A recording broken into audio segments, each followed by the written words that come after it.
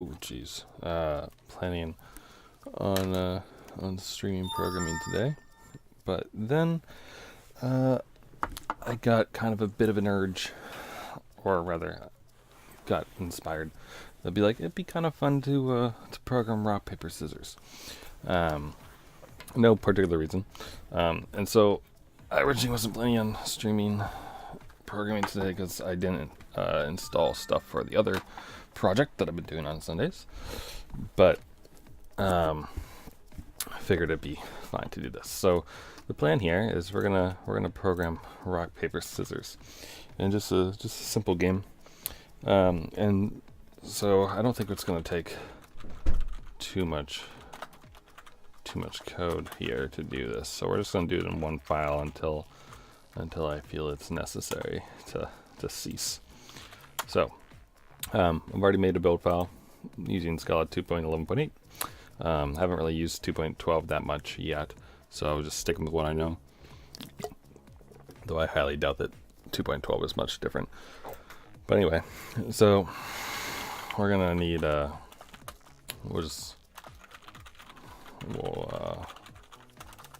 we go. We'll just put it under that package, and then we'll tell Sublime to stop bothering us. And so let's figure out some stuff. So we're gonna have, first off, we're going to have a CO trait for our commands. And those will end up having some stuff in a bit, like I don't know, like beats, or I guess the beat command, right? Do we want to have it be beats like that? Blank beats blank, you know, like rock beats this. See, we could do a Boolean here. So here, let me just finish some stuff. I have a lot of thoughts going on in my head, and I'll explain them in a minute. Okay, so scissors is a command. Rock is a command. And of course, paper is a command. Okay. And we're gonna need to define what they beat, kind of thing. So we could if we leave it as a Boolean, we could define things like this, where, you know, we can match C, and scissors does not beat rock, so that would be false. Scissors also does not really defeat scissors. You don't win, right? It does, however, defeat paper. And so we could represent it like this. We could obviously write our code a little bit more elegantly by just saying if it's paper, you know, and returning that. But I don't actually want to use a Boolean for this. I want to be a little bit more expressive, I think. That's what I want to do. So we're gonna call this a dual result, right? And so you either won or you lost, or you drew or draw. You gotta draw. And in this case, then we could make this be a bit more expressive here, where scissors does this. So you could say that scissors does not beat rock, it loses, right? And it doesn't do anything, you get a draw or you win. And this could work, but it's 5 lines of code here, and I think that that's not great. And in fact, what I want to do instead is not have this be defined in this trait at all.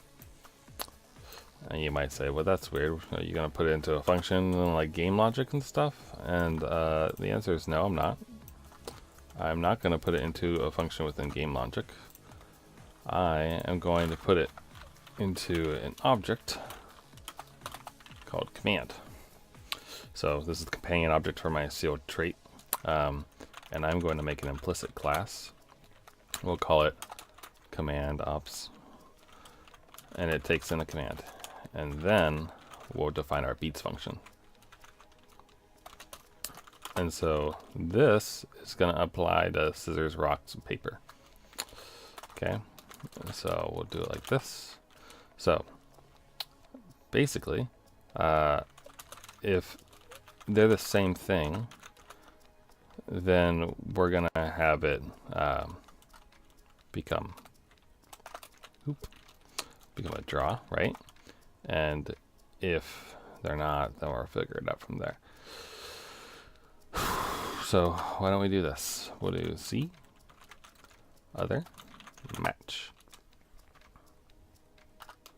And like I said, I haven't thought this out entirely yet. But I don't know. It seems like it might be kind of fun to write it this way. So scissors versus rocks, you lose. Scissors versus paper, you win. And then, of course, we have the opposites. So scissors versus rock, you win. Rock versus paper, you lose. And then, of course, you have paper versus scissors, you lose. And you have the case of paper versus rock, you win. And in all other cases, it's a draw, right? So that's a bit lengthy, but at least it's defined in one place. And so, if I can spell console correctly. And so now we'll just wait. Oh, great! We have to wait for the compiler interface. Fantastic. Anyway, so now I could call things like scissors dot beats rock, and that would give me a lost, which is kind of nice. So call that good. We could also probably define these things in some way as a comparison, but hey, look, there we go. Shift ins. There we go. Right, so scissors beats rocks. Does scissors beat scissors? Nope, it's a draw. Does it beat paper? It does indeed. Right, so now we have that the business logic for what command beats another command. I don't know if there's a better way to describe this than command, to be honest. So that's good. There's our nice models there. Next we need our duelers. So let's make another steel trait. We'll call them contenders. A contender. Alright. So every contender, they have a history of moves. I'm going to put this as a var for the moment. And this is, this is a sequence of commands, right? And yeah, yep, that's what we'll call that. And I'm thinking, let's see, what else? What else can the contender do? You can get a move, or decide move. Decide move. And we won't take any parameters from that, but that will return a command because they need to decide that. So actually, let's rename this to decide command and call that good. And then, I mean, that's really all we need at the moment, I think. Yeah. So call it think or something, but yeah, let's just leave it at that for now. Okay, so we're gonna have a class for our player, or rather, human controlled contender, or human contender. We'll just shorten it. And this is the contender. Oop. And we'll have a history. which is of course our sequel command, and it starts off as empty. And then our decide command that returns the command, we'll ask them for stuff. Yes, please. And we'll implement that in just a moment. For now, we'll shoot rock.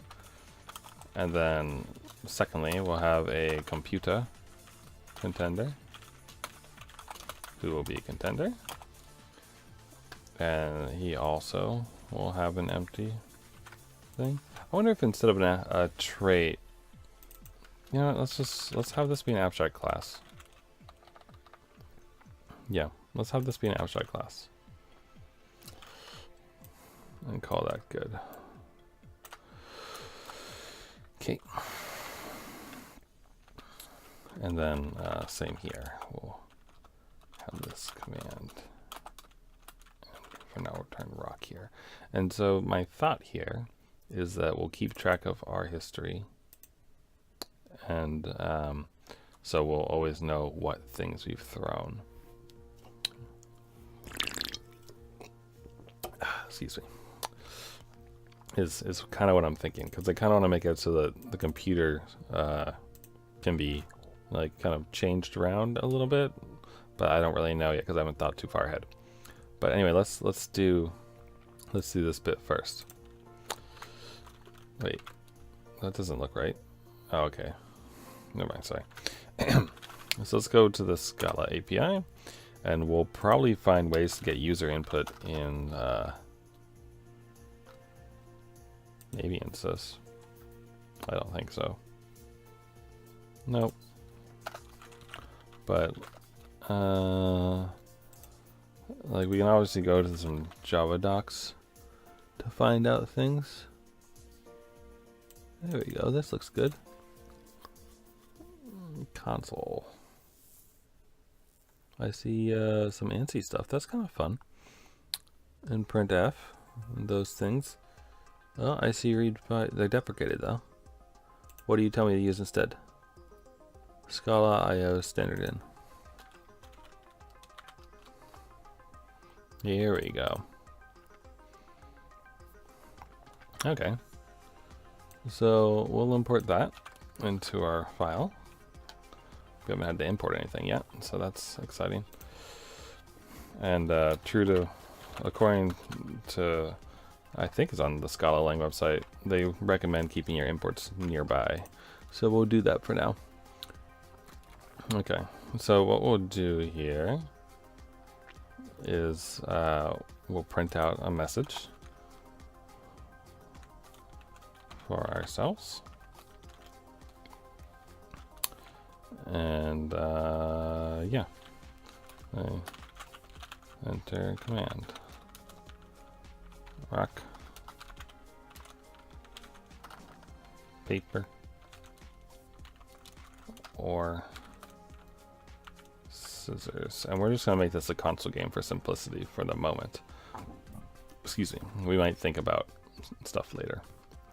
In which case, you know, we need to abstract this thing to more of a game loop kind of thing. Okay. So we'll ask them what they want. And then, whoa, not all that, please. Still not entirely used to this keyboard. And then we will read a character.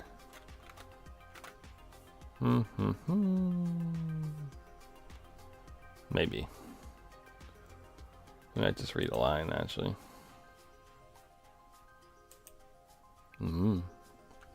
Yep. Let's just read a character. We'll be simple. And we'll let's see. Valid input equals false. Oh, I'm trying this song. Wow. Not valid input. Try and try again. We'll need to import scala.util here. Try. Yeah. And I think that is try monadic or whatever. Can I map over this? I can.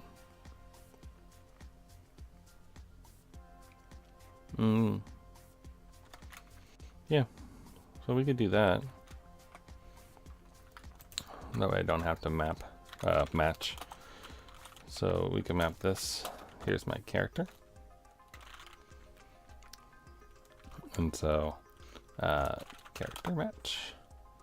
If it's P, and we should do to lowercase.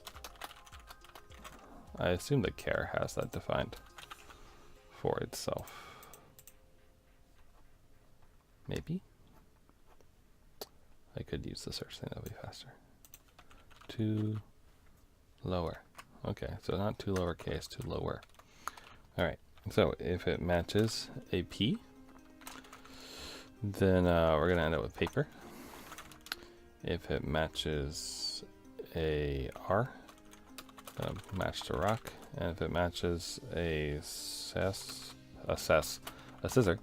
we're gonna match to scissors, and that'll be good. And that will be great. Otherwise, it's not valid. So this makes me actually want to do a match instead, I think. A real match instead of trying to use a map. So let's do this. Oh, it's not right and left. It is success and failure. Oh good. Is this an ad about to play? Or is that just the end of the song? I don't even know. Anyway. I know what I should do. I should ask my friend who does music.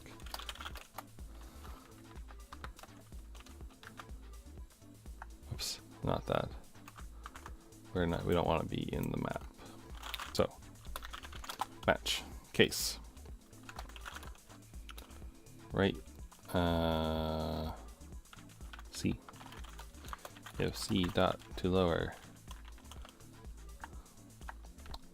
And let's quickly valid commands equals set C R P. Actually, let's do one better. Why did I say C? Rock, paper, scissors. Scissors. Rock. And paper. And we'll move that up to the class level, and we'll also make it private. There's no reason for it to be exposed to the outside world at all. And we'll spell private correctly. And that'll be great. Okay, so if C dot to lower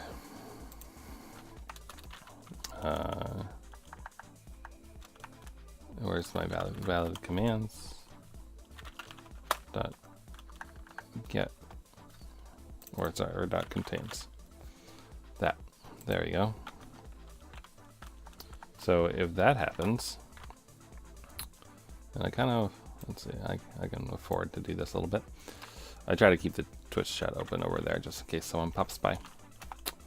In which case, we'll pull out the command we're supposed to be getting. Oh, man, I am really not used to this keyboard. Okay, in which case, you know, this character will index into our map and we'll pull out the command. And so we'll end up with a command. And that'll be good. Yep. And then in all other cases, we'll say, sorry, I didn't understand. And then we'll end up looping back. Yep. And at this point is when we'd say valid input equals true. Otherwise it's not, and we need to assign this. And we're going to call this maybe command.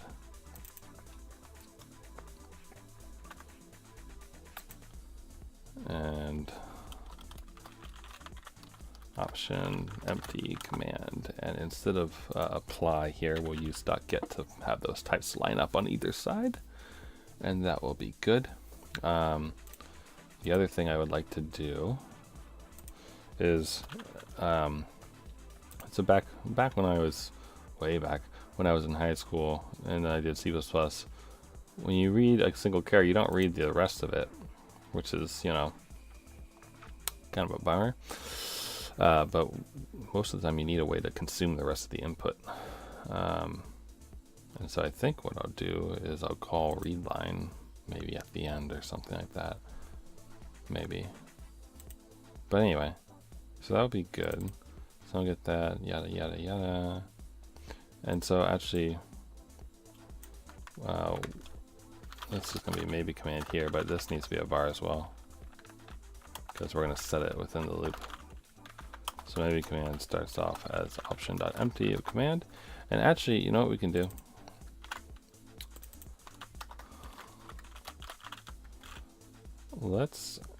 We don't even need this Boolean at all, do we? We don't need that. We can represent this like this. Valid command. And we'll start off with an empty valid command, meaning there isn't one. And then we'll loop and do our business, and we will be content and happy with our life. And I believe that I likely have an extra thing here. There we go. And once I'm out of my loop, then I know I'm good, and I can call get, because it must be safe to get. Yes. Great. So let's go ahead and, let's go ahead and compile that. Now I'm going to take a sip of...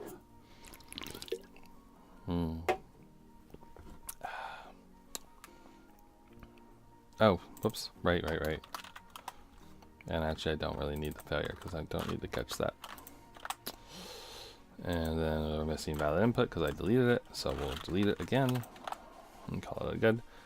And then since variable history and class contender of type secret is not defined.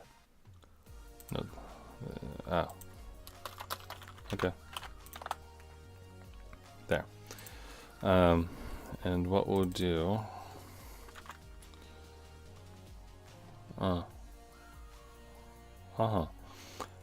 is whenever we do this, we'll also say history equals history.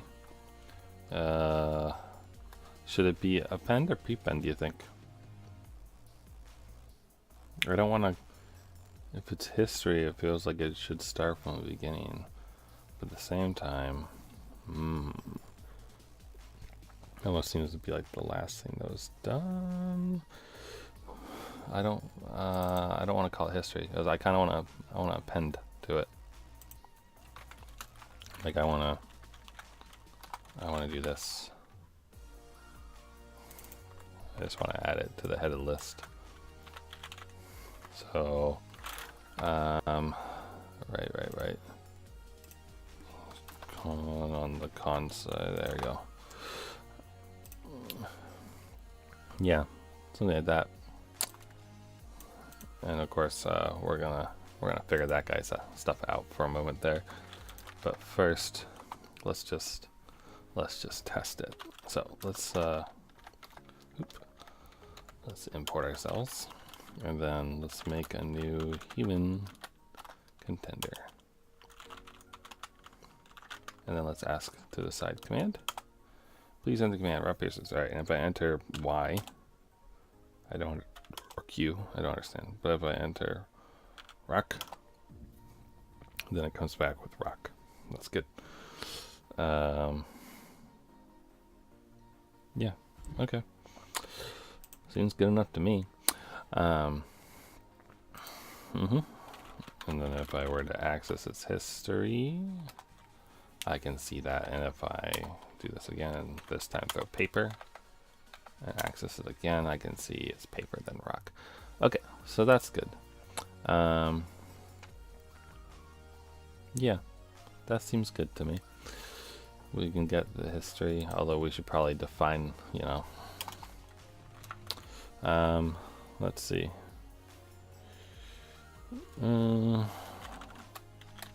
Let's just define a clear history method.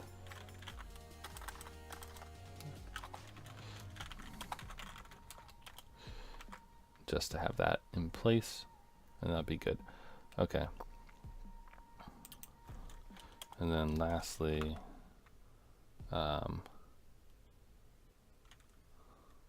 so let's think about the AI here. Let's think about the AI here real quick. Obviously, it shouldn't always return rock. What I would like it to do is know about the other player's history and maybe attempt to make up a an intelligent, vaguely intelligent move. You know, like if we're seeing a lot of rocks or something in the person's history, we should do something else. So, but to do that, I would need to access the history itself. In which case, you know, deciding command would take in another player, which doesn't sound good. So, but what we can do is the computer contender could take in a parameter. Yeah.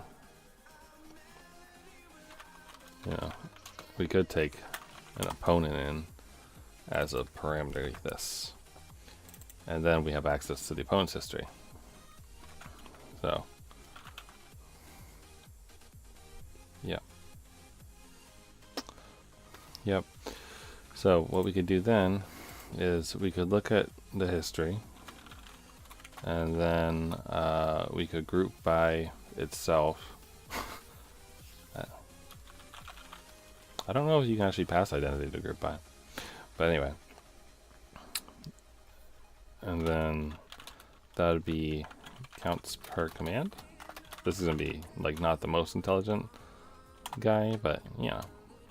And then we can try to get all the counts for rocks. I do believe. Get our else. Yeah. Paper and scissors. Yeah. Let me think here.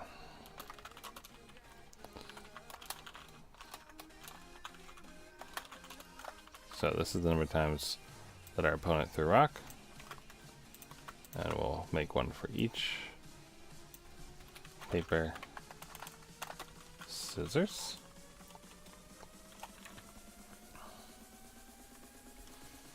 And I kind of want to link it with the thing. Let me think here. Does map have like a max spy method I could use? Let's go look. Map, please. Max spy. Hey, look at that. Finds the first element which yields the largest value function by f. Huh.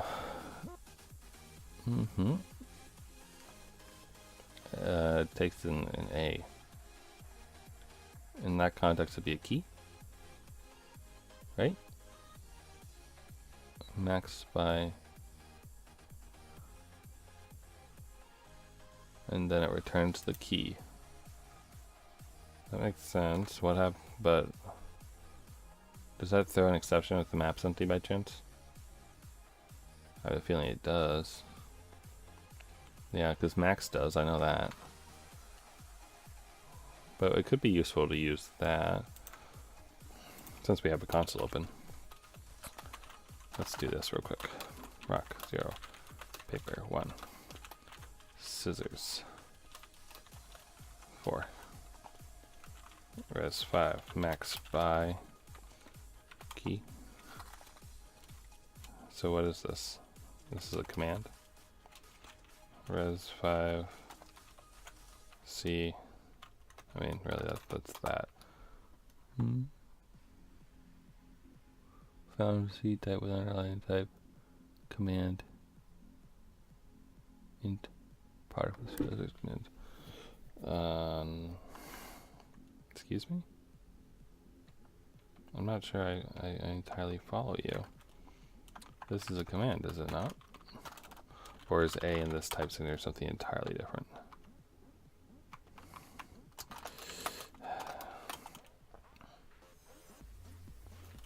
What do you mean? What are you? Oh, it's not smart. That's what it is. Nah. Command to end, please. Jeez. Alright. Max by C is 10. C. Oh.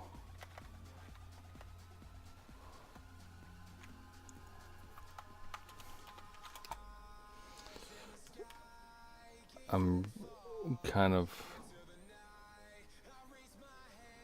command to end.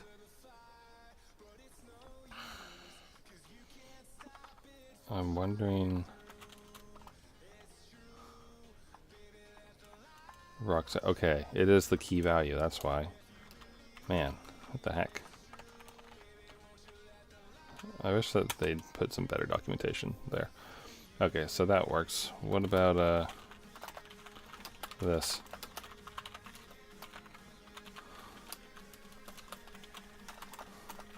Is this a no such element exception or something similar? Yes. Okay. Okay, but we can work around that. So we can wrap things in a try again. So we can do counts per command max by key value, or rather this would be command num times used.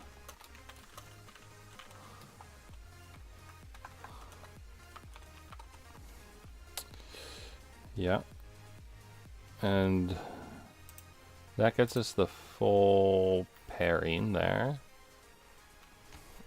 which means that if it works correctly, then we have our command times use, and this would be our preferred command.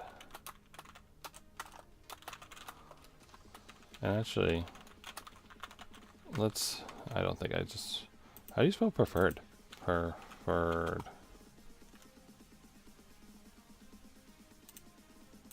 Thank you. Preferred command. And this will be another thing for us to deal with. And then the most likely command to throw. Or this is going to be a semi-intelligent thing. So this will be our most likely thing to throw, but we'll still give ourselves a chance to throw other things. So let's go ahead. And also in here, let's just have a method called all and have it return scissors, rock, paper. And it's just a set of commands, and we'll use that here. So what we'll do, let's see. So I want to give myself lots of chances to grab my most likely command to throw, I think. So let's just for funsies, we'll make it about a 50% chance. So we'll do like vector fill. Where are you? Let's pull out a vector.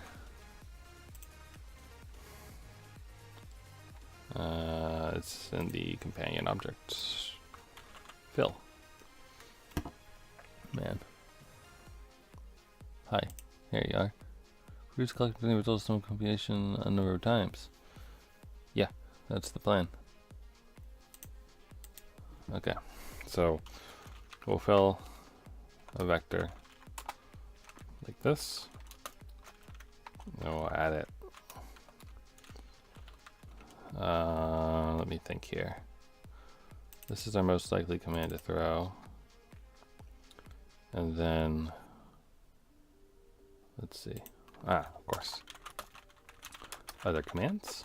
So the other commands that we're not going to throw are equal to the command, all the commands, minus our most likely command, in which case Here we go. We'll map over it. Command. And we'll actually spell that correctly this time. Command.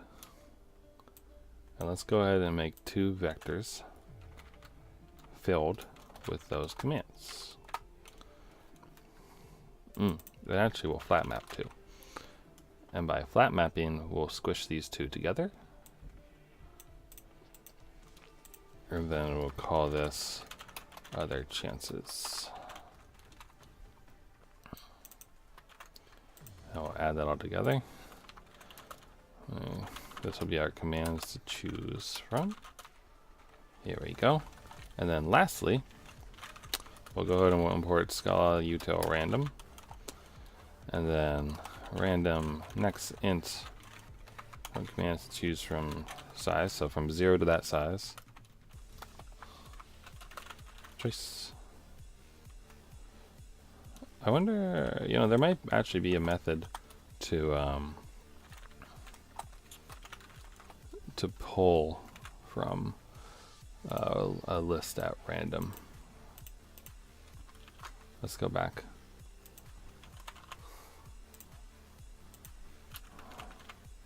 Or maybe not. Alright. It might be in random, maybe. You never know what you might find in the random utilities and stuff, you know? It'd be nice. Be cool if they had a method to do that. Wouldn't be hard to add with implicit. Anyway, so here's our crappy logic here. Yep. Okay, so let's see if that compiles. We're close, but no cigar. Very clear is not a member. Huh? Excuse me?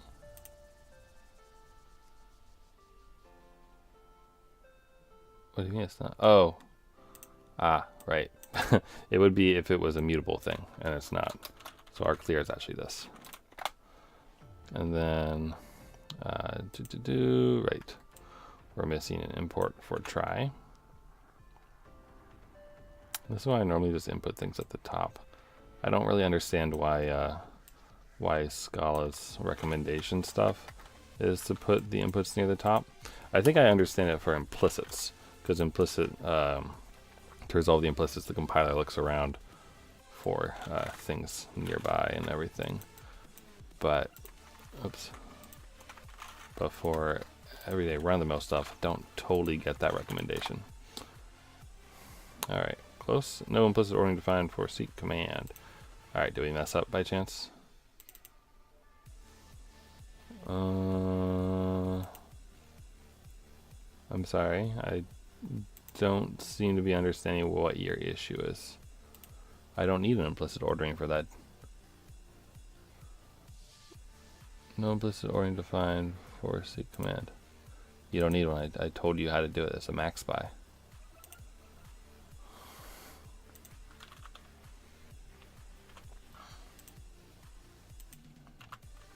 Oh, sorry, it's not a seek.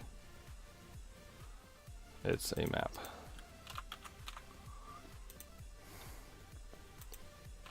What makes you think? Makes you think I can type? You don't. Yeah, show me that full signature, please. Why do you need an implicit ordering of B? Well, okay, never mind. I know why you need implicit ordering of B. Also, why is this? See, this is way more helpful to me. Okay. Tis. Am I using the wrong thing? This is the number of times used. That's an integer. Oh wait, no it's not. That's a list. Perfect. There we go. That's why. Silly me. Okay, so let's go ahead and test this guy out for fun. So, I think I just noted a bug that I have. Maybe. Actually, no, it's fine. I was gonna say, just to give some. If my history is empty, I'm gonna refer to my preferred command, but it just means I'm gonna have a 50% chance to throw that instead of other things, so that's fine. Okay. So we have a new player. Hey, fine, autocomplete. Be that way. Okay. Oh, sorry, it's human. That's why it's not autocomplete. Oops. So we'll have a new human contender. We'll call them H. Hi. Hi, I'm H. And then we'll have a computer. It'll be a computer contender who will be our opponent and who will prefer rock. Okay. And so then we'll ask him to decide his command. And unsurprisingly, he chose rock. And then I will choose I don't know, scissors, right? And then we'll see who beats who. I might need to do an import here. Nope. So you can see that computer beat me there. Easy enough, right? Now, if I ask the computer to decide again, well, look, he chose scissors that time. Oh, you know what? You know what's kind of dumb of me? I just realized that the most likely command to throw is which one I'm going to throw, not which one the computer should throw. The most likely command that the computer should throw should be the one that beats mine. Right? In which case, you know, we need to know what beats what.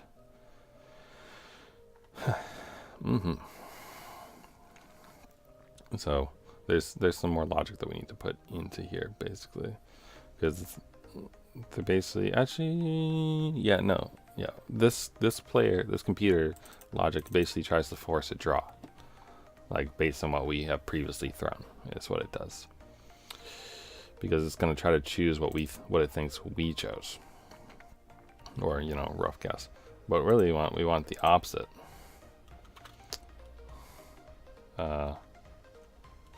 So we want like beaten by, and this will add with another thing. So we'll just do this implicit. Oops. We don't need to put that there. It can be here. So this can be this beaten by blah. And so we can see, we can do a match here. We can try to do something differently. So let's see. All map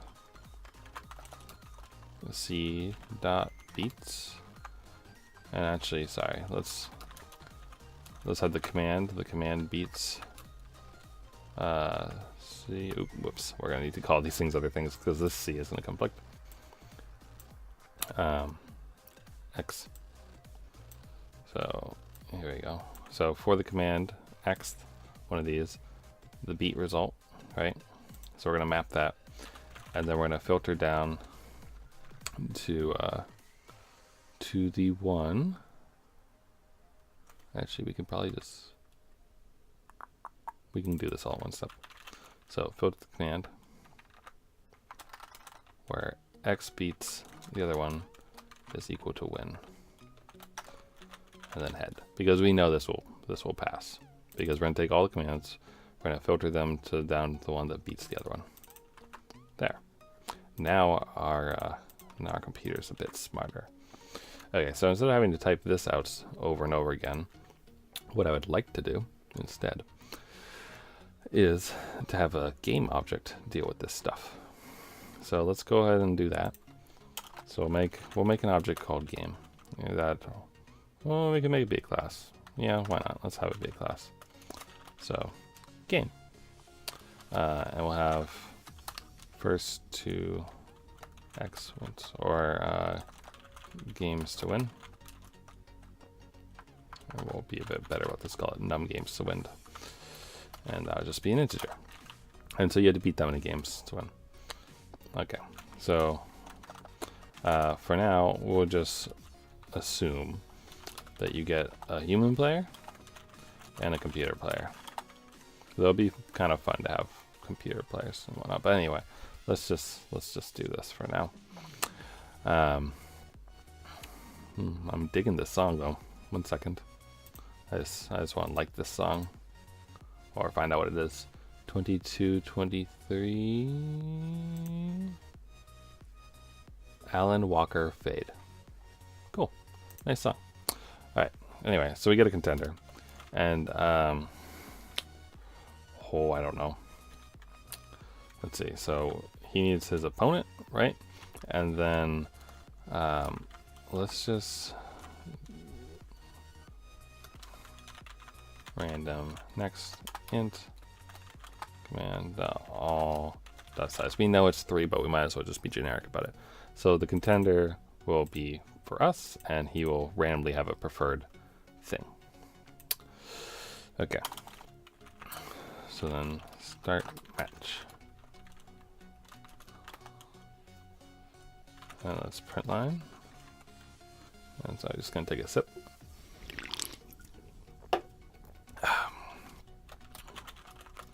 Welcome to Rochambeau. Or also known as Jankin Pun. Or also known as rock, paper, scissors.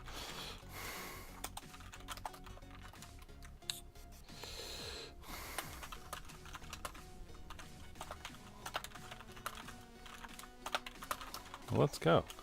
Okay. Yep. So what we'll do is we'll get the human first, and then we'll have the next one go. So let's see here. Games played. And why don't we just keep this far at the class level for now. Games played. So while games played is less than, well, that's not really right logic for like the first to like 2 out of 3 or stuff, but let's just say it's like the number of games to play instead of the number of games to win, just to make this simpler. Num games to play. So while we haven't reached that yet, yep, we'll do this. So yank. We'll say there's the human command beat the computer command. All right. So match. All right. So if the human can beat it, we say congratulations. Congrats, you won.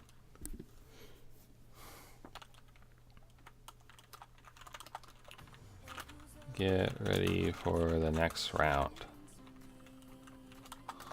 If they lose, too bad. And if it's a draw, oops. Looks like you're evenly matched. And then afterwards, we'll say, thanks for playing. And we will set games played back to 0. And of course, within this loop, we need to increase it by 1 each time. And that's a basic game loop. Right. Oh, it's okay. So computer contender. Here you go. And we'll compile that, and then we'll fix random to refer to the object itself and not just something that doesn't exist. And then, oh, is it because it's a set? Is that why? It's because it's a set, isn't it? This is what I get for using a set. I could just swap it to a seek, but am I already on a set? No. Excuse me. There we go. Thank you very much. I could make an iterator, I guess, and then get the index. Right, for a set, the apply method is that. I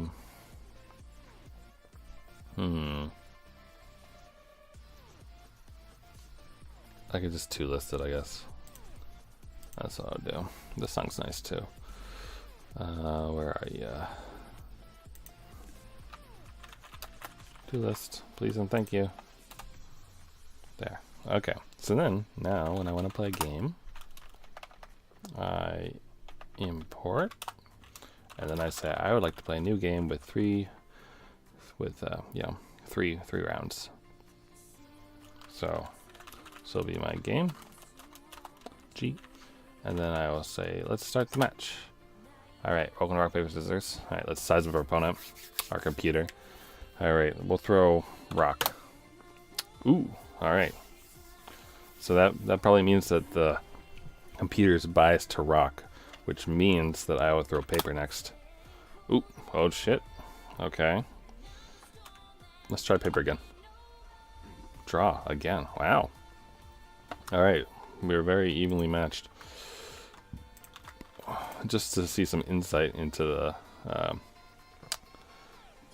thought here. Let's just print out the computer's logic here first. And computer thinks player most likely beaten by, and we'll do this. Also, oh, that's why. Here. Silly me. Let's just fix this there so we don't have to repeat it. There. That'll be better. Oop. And then I need the formatter. There. Okay. Now just with that, because I just want to see. I just want a little bit of insight. Make a new game, and let's start a match. Alright, let's throw rock again. So the player thinks I'd be most likely beaten by paper. Ooh, and he was right. Okay, well, so maybe that means that he's gonna prefer paper, maybe? In which case I would throw scissors. Shoot, man. Alright. So he thinks, let's try rock. Oh. Okay. So the thing about this one is that technically the computer is going to get smarter, right? Each time. So let's do this again. Start match. Okay. Let's throw paper. Oh, too bad. He knew I was going to be beaten by scissors, so he threw scissors. But see, now he knows I'll be beaten by papers, and so that's the most likely thing that he'll probably throw for me.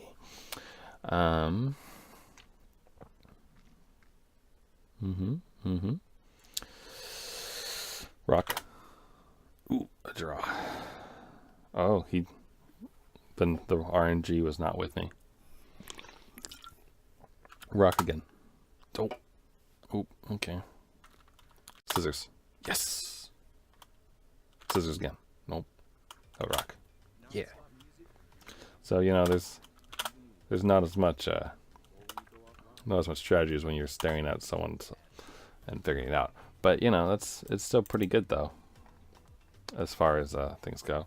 I could probably make it so that instead of choosing the out of 100, the preferred command gets a default of 50, and then I add in another 50 from what he thinks he should throw.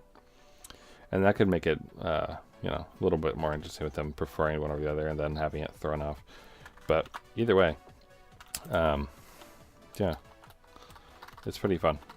So there we go. That's an entire rock, paper, scissors game programmed in Scala. You know, no fancy graphics or anything, just console based. But yeah, only you know, a little over 100 lines of code. And the nice thing about it is, you know, you get a little bit of exposure to sealed traits. So let me just, as a bit of a review for anyone who's not used to seeing Scala, let me just go over what some of this stuff means in case, you know, you're wanting to learn. So a trait is essentially the same thing as an interface in Java, except that traits can also implement behavior similar to abstract classes. But yeah, so there's that. But the thing about a trait is that you can mix them in multiple times, like how this is extending that. I could also technically be like, oh, it's also a command. I mean, that doesn't make any sense. But you can do this stuff, and you don't say extend. You say extend once, and then you have with. But either way, the important part about this thing is the sealed part. Sealed means that all subclasses of this trait are within the same file. And so you can't extend it unless you're within the same file, which means that the compiler can provide exhaustive matching for you when you match one of these things, which is nice. You know, so like if I, come on, get out of the console, please. If I go back here and I comment this out and I ask it to compile, So it shows me that it's not exhaustive, and that it tells me exactly what it would fail on: paper, paper, rock, rock, scissors, scissors, right? And that's what you get with the sealed trait. If this wasn't sealed like this, and I compile it, it's still, oh, whoops, well, that's the wrong trait, sorry. If this wasn't sealed and I compile it, you can see that it passes without any issue. And it doesn't even warn me at all, right? So I have a runtime error sitting here. But because it's sealed, the compiler can tell me this, which is really nice. Next up, companion objects are just objects with the same name as the class or trait that they are companions to. And by companion, it means that when the compiler is looking for implicits to resolve, it will look in there first for that class. And in the case of case classes, the compiler automatically generates an apply and an unapply method for the class. And what that means is that you get a constructor that you don't need to call new for. That's what the apply does. And you get an extractor that you don't have to make yourself, which is how you match the kind of like the arguments to the constructor and stuff. It's easier if I had an example, but I don't have one, so I'm just mentioning it. And then an implicit class is how you monkey patch code, or whatever people call it in whatever language they want. But I believe monkey patching is what they refer to it in, like Ruby and Python. But basically, you're kind of ad hocly adding a method onto a class. So here, X and C are commands, and this obviously has no method defined called beats on it. But when the compiler sees this, it notes that that doesn't exist, and then it tries to find an implicit in scope of the command that allows this to happen, and it goes and looks in the companion object first. It's going to look elsewhere too, but it's going to look in the companion object first, which is why I put the implicit class in there, and it's going to find this, and then it's going to be like, okay, and what it's going to do is it's going to wrap the command and turn it into a command ops class instance, and then call beats on it. So it's kind of like automatically wrapping it so they can call the method. Yep, this is a tuple, a two tuple. There's not much to say about that. It's a pattern match. It's your switch statement essentially in Scala. Filtering a collection down is you just pass a method that returns a Boolean in, and whatever satisfies said Boolean is returned. Head gets the head of a list or the first item in a sequence essentially. What else here? Nil is it is an empty list. It is defined as basically as a collection of nothing, and the subtype and the type nothing is a subtype of everything, which is kind of neat if you want to look into that. This is shorthand for declaring a tuple, because you can declare a map by providing it with a number of tuples in with key value pairs. And so it's fairly common to just use this type of tuple syntax when declaring a map, because it makes it pretty easily readable. What else?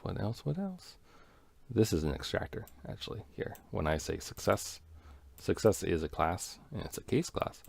And so you could match it like this, and we would be matching and be like, okay, when try is a success, because success and failure are subclasses of try, then do this.